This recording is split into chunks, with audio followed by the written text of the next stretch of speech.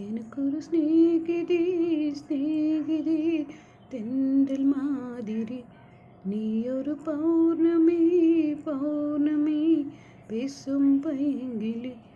உன்முகம் பார்த்த தோல்வினால் பூக்களை பார்த்து கொள்கிறேன். பூக்களை காதில் மெல்லவா உன் பெயர் சொல்லி பார்க்கிறேன். சம்மதங்கள் உள்ளவாறு வார்த்தையொன்று கூற வேண்டும். வார்த்தையொன்று சேரும்போது நானும் என்னை கட்டி போடும்.